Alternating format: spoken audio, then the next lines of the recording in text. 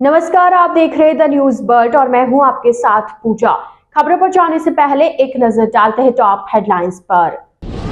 खटिकवाड़ा में बंद पड़ी बकरा मंडी में मिली खून से सनी लाश, फैली सनसनी। सीएमएचओ डॉक्टर बामनिया पर बरसे पूर्व विधायक भिंडर, कलेक्टर के सामने जमकर सुनाई खरी खोटी।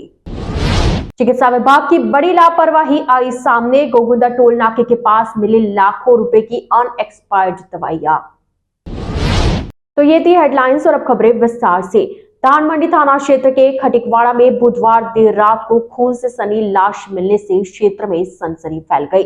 जानकारी के अनुसार खटिकवाड़ा स्थित बंद पड़ी बकरा मंडी में एक अज्ञात व्यक्ति की खून से लथपथ लाश मिलने से क्षेत्र में सनसनी फैल गई। शव के हाथ पर दुर्गेश और पुष्पा नाम गुदा हुआ है। जानकारी के अनुसार इस जगह पर रोज नशेड़ियों का जमावड़ा लगा रहता है। यह जगह नशेड़ी और गर्दुल्लों का अड्डा बना हुआ है। ऐसे में यही कयास लगाए जा रहे कि नशेड़ियों ने किसी बात को लेकर इस युवक की हत्या कर दी। शव के पास ही खून से सनी हुई एक ईंट पड़ी हुई मिली। शव मिलने की सूचना पर मौके पर डिप्टी हरिपुर थाना अधिकारी योगेश चौहान, अम्बामाता थाना अधिकारी रविंद्र चारण सहित पुलिस का जाब्ता पहुंचा। पुलिस ने शव को एमबी हॉस्पिटल की मोर्चरी में रखवाया है, जहां मृतक की पहचान होने और परिजनों के आने के बाद शव का पोस्टमार्टम किया जाएगा। फिलहाल पुलिस मामले की जांच में जुट गई है। भिंडर हॉस्पिटल में हो रही अनियमितताओं की शिकायत लेकर पूर्व विधायक रणधीर सिंह भिंडर गुरुवार को ग्रामीणों के साथ कलेक्ट्रेट पहुंचे और कलेक्टर को ज्ञापन सौंपा। दरअसल भिंडर हॉस्पिटल में हो रही अनियमितताओं की शिकायत लेकर ग्रामीणों के साथ जनता सेना सुप्रीमो और पूर्व विधायक रणधीर सिंह भिंडर आज कलेक्ट्रेट पहुंचे, जहां जन सुनवाई में जिला कलेक्टर को ज्ञापन सौंपकर मामले में संज्ञान लेने की मांग की। इस दौरान भिंडर ने जिला कलेक्टर ताराचंद मीणा के सामने ही सीएमएचओ डॉक्टर शंकरलाल बामनिया को जमकर खरी खोटी सुना डाली। भिंडर ने बताया कि कुछ दिनों पूर्व भिंडर के आसपास के करीब 30 से 35 लोग शिकायत लेकर मेरे पास पहुंचे कि भिंडर हॉस्पिटल में लगे हुए सर्जन अपेंडिक्स व हर्निया के ऑपरेशन नहीं कर रहे हैं।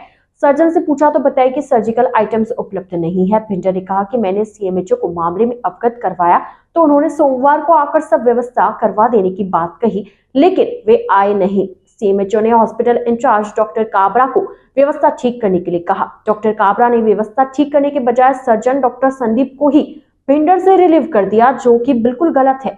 अस्पताल के ऑपरेशन थिएटर में लाइट की जगह स्ट्रीट लाइट लगा रखी है। उसके बारे में हमने अखबार में न्यूज दिलवाई तो काबरा ने पत्रकार को ही नोटिस दे दिया। भिंडर ने कहा कि भिंडर हॉस्पिटल के वातावरण को पूरी तरह से राजनीतिक रंग देने का काम डॉक्टर काबरा ने किया है।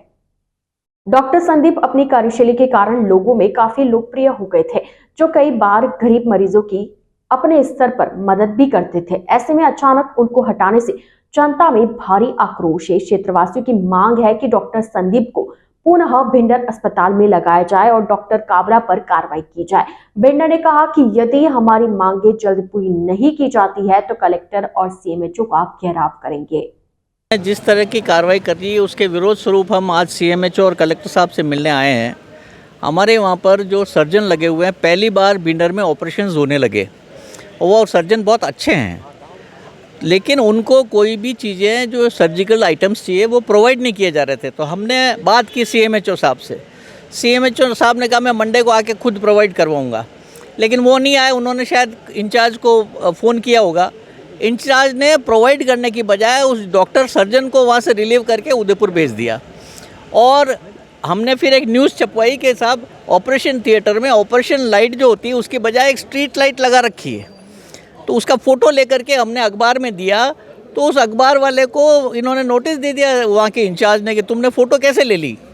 तो इस तरह से व्यवहार जो हो रहा है वहाँ राजनीति हो रही है और जो अच्छा डॉक्टर है उसको तो वहाँ से हटाया जा रहा है और ऐसे बदमाश लोग वहाँ पे इंचार्ज बन गए। एमबीबीएस है खाली और उसको इंचार्ज बना रखा, जबकि उनसे सीनियर डॉक्टर्स वहाँ बैठे हुए हैं। तो हमारी ये मांग है कि एक तो उस सर्जन को वापस वहाँ लगाया जाए और जो इंचार्ज है उसको वहाँ से हटाया जाए। हम 7 दिन की बात की हम जी मीडियाकर्मी को जो नोटिस दिया है ना, नहीं, हम उसके साथ हैं, हम खड़े हैं उसके साथ। अगर उसके खिलाफ कोई कार्रवाई होती है तो हम उसके साथ हैं और हमने कलेक्टर साहब को भी कह दिया है अगर ऐसा कुछ होता है तो 7 दिन में अगर नहीं होता है तो हम निश्चित रूप से सीएमएचओ का भी घेराव करेंगे और उन डॉक्टर का भी घेराव करेंगे। सीएमएचओ डॉक्टर शंकरलाल बामनिया ने गोगुंदा हाईवे पर मिली दवाइयों वाले मामले में गुरुवार को कलेक्ट्रेट पर अपनी प्रतिक्रिया दी। उदयपुर के मुख्य चिकित्सा एवं स्वास्थ्य अधिकारी डॉक्टर शंकरलाल बामनिया ने बताया कि हाल ही में गोगुंदा सीएचसी के पास हाईवे पर टोल नाके के वहां कई प्रकार की अनएक्सपायर्ड दवाइयां मिली है, जिसमें लाखों रुपए की टैबलेट, सिरप आदि शामिल थी, जबकि हॉस्पिटल में मरीजों को भी दवाइयां नहीं मिल रही है। यहां तक के गोगुंदा विधायक को भी जुकाम और बुखार की तक दवा नहीं मिली थी। ऐसे में गोगुंदा एसडीएम और सीएमएचओ ने औचक निरीक्षण किया था। निरीक्षण के दौरान भी कई कमियां मिली थी, जिस पर दोनों अधिकारियों ने डॉक्टरों को नोटिस ही थमाए थे, लेकिन नोटिस देने के बाद भी गोगुंदा हॉस्पिटल की गड़बड़ियां नहीं थमी।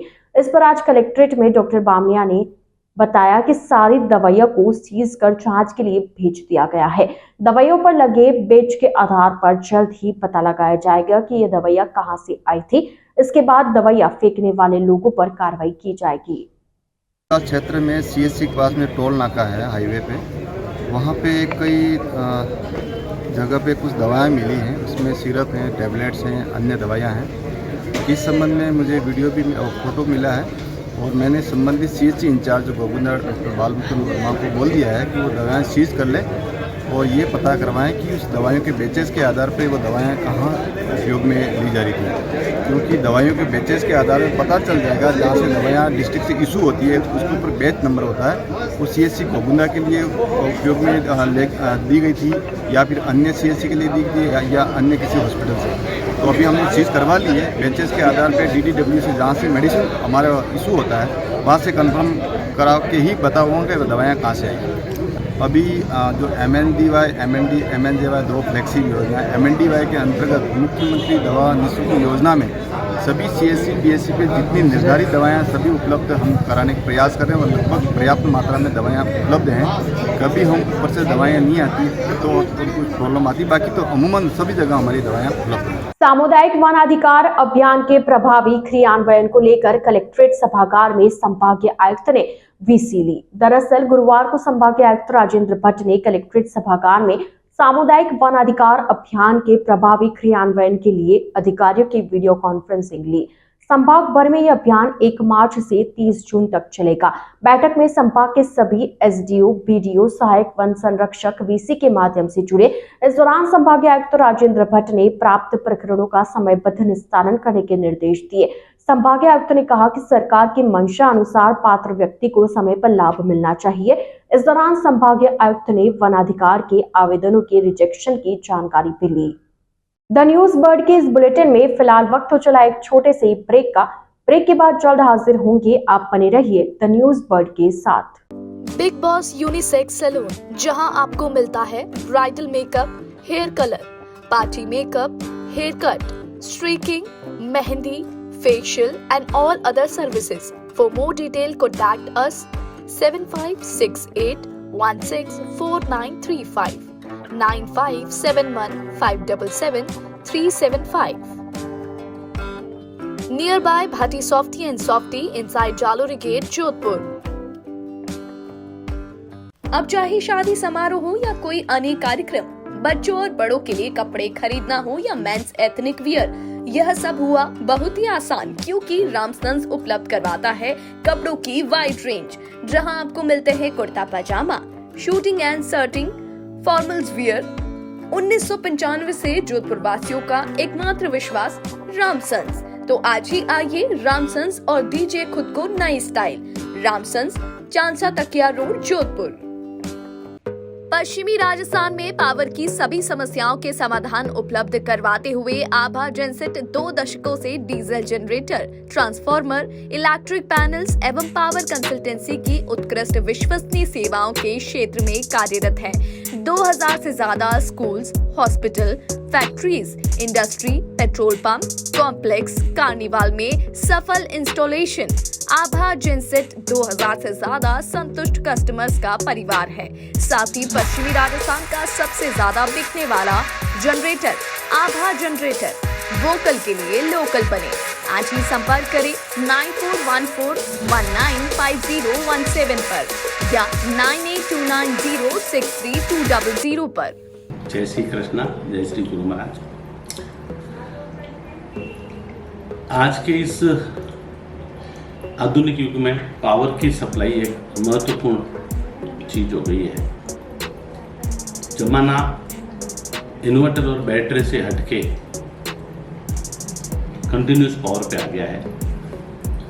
हमारा जो एक्सपीरियंस पिछले 20 सालों से रहा है और टोटल कंपनी के 30 सालों का जो जनरेटर का एक्सपीरियंस है, उसी को देखते हुए अब हमारे पास 2 kVA से लेकर 2500 kV तक के जनरेटर उपलब्ध हैं।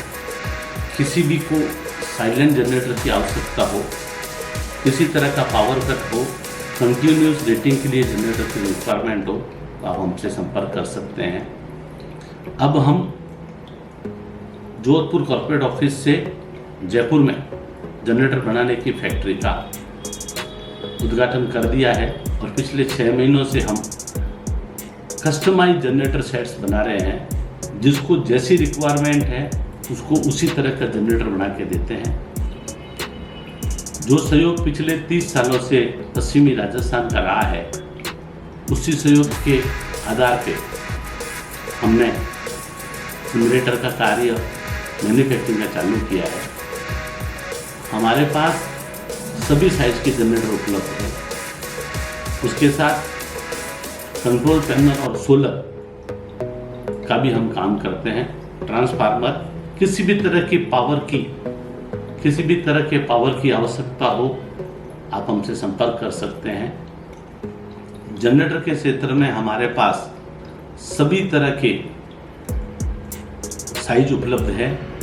हमारी कंपनी जो लीड डॉक्टर आबा बोरा कर रही है, हमारे पास ट्रेंड इंजीनियरों की पूरी टीम है एवं उस टीम के साथ 30% का महिला रिजर्वेशन भी है और हर तरह की सेल्स और सर्विस हम प्रोवाइड कराते हैं। हम एस्कॉर्ट्स के ऑथराइज OEM हैं। आपको किसी भी तरह की रिक्वायरमेंट हो तो जरूर संपर्क करें। ब्रेक के बाद आपका स्वागत है। आगामी 23 मार्च को आयोजित होने वाले हिंदू नव वर्ष समारोह के अंतर्गत उदयपुर गरबा गणपति महोत्सव समिति के तत्वावधान में एक बैठक आयोजित की गई। बैठक में उदयपुर शहर के समस्त गरबा मंडलों के प्रमुख जनों को आमंत्रित किया गया एवं नव वर्ष समारोह में अधिक से अधिक संख्या में शामिल होने के लिए चर्चा की गई। बैठक को राष्ट्रीय स्वयंसेवक संघ के पदाधिकारी भारत भूषण ओझा ने संबोधित किया। ओझा ने हिंदू नववर्ष के महत्व एवं नववर्ष कार्यक्रम की संरचना को बैठक में बताया। उदयपुर गरबा गणपति महोत्सव समिति प्रमुख कुंदन चौहान ने बताया कि जिस प्रकार से पिछले वर्ष नववर्ष समारोह में हजारों की संख्या में हिंदू समाज एकत्रित हुआ था, इस वर्ष भी हम सभी को यह प्रयास करना है कि पिछली बार से भी अधिक संख्या में नववर्ष के कार्यक्रम एवं शोभा यात्रा में हिंदू समाज की भागीदारी रहे। हिंदू जागरण मंच के किशन सोनी ने सभा को संबोधित करते हुए कहा कि इस बार हमें पंडित धीरेन्द्र शरण शास्त्री जी का सानिध्य प्राप्त होने वाला है, जो हमारे लिए गर्व की बात है।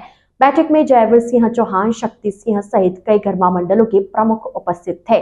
वहीं सतीश शर्मा ने धन्यवाद दिया। भगवान ऋषभदेव के जन्म कल्याणक महोत्सव पर गुरुवार को नगर निगम परिसर से विशाल शोभा यात्रा निकाली गई।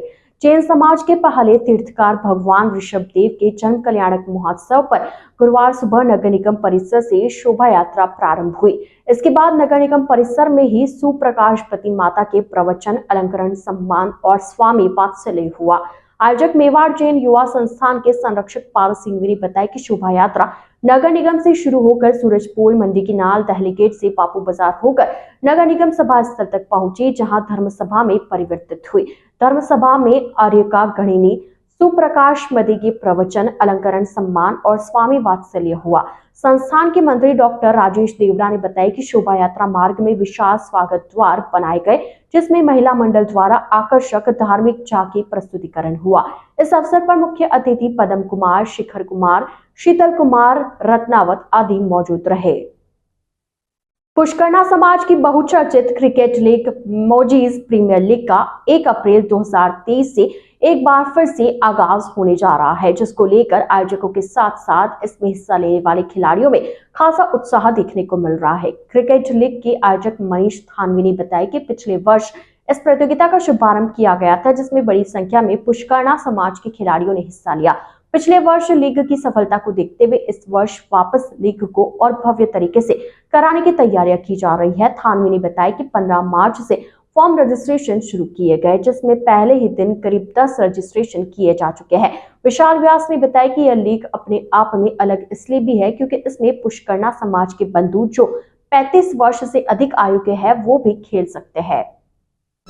मोदी प्रीमियर लीग 2022 की अपार सफलता को देखते हुए फिर से आयोजकों ने ये निर्णय लिया है और इसको निरंतर करने के लिए जो है वो काफी प्रयासरत है और आयोजकों ने बहुत कड़ी मेहनत की है पिछले साल भी। और 35 प्लस का जो ये थीम लेके आए हैं, इससे पता चलता है कि क्रिकेट का जुनून जो है वो सर चढ़कर दौड़ रहा है और इतनी भीड़, इतना उन्माद देखने को मिला है। आयोजकों फिर से पुनः बधाई और ये सफलता इसको मिले इसके लिए हार्दिक शुभकामनाएं। धन्यवाद। प्रदेश के पूर्वी हिस्सों में गरज चमक के साथ कल हुई बारिशों से मौसम बदल गया। मौसम के इस बदलाव से शहरों में दिन और रात में तापमान में मामूली गिरावट हुई। गुरुवार सुबह जोधपुर के कुछ हिस्सों में हल्की बूंदाबांदी हुई। अगले 3 दिन के लिए भी राजस्थान के कई शहरों के लिए विभाग ने हल्की से तेज बारिश और ओले गिरने का अलर्ट जारी किया है। वहीं मौसम विशेषज्ञों ने इस सिस्टम का असर 19 मार्च तक राजस्थान में रहने की संभावना जताई है। पाकिस्तान में बना एक साइक्लोनिक सर्कुलेशन राजस्थान में बदले मौसम का कारण बताया जा रहा है। सूर्यनगरी में आज सुबह से ही मौसम के बदले मिजाज नजर आए। धूल भरी हवा के साथ मौसम में ठंडक महसूस की गई। वहीं सूर्य देवता भी सुबह से बादलों के साथ लुका छुपी खेलते हुए नजर आए। तापमान में इस तरह आई गिरावट से शहर वासियों ने राहत की सांस ली। आइए चलते चलते एक बार फिर नजर डालते हैं आज की टॉप हेडलाइंस पर। खटिकवाड़ा में बंद पड़ी बकरा मंडी में मिली खून से सनी लाश, फैली सनसनी। सीएमएचओ डॉक्टर बामनिया पर बरसे पूर्व विधायक बिंडर, कलेक्टर के सामने जमकर सुनाई खरी खोटी। चिकित्सा विभाग की बड़ी लापरवाही आई सामने। गोगुंदा टोल नाके के पास मिले लाखों रुपए की अनएक्सपायर्ड दवाइयां। तो आज के इस बुलेटिन में फिलहाल इतना ही। अब दीजिए इजाजत। पूजा कौर आप बने रहिए द न्यूज बर्ड के साथ। नमस्कार।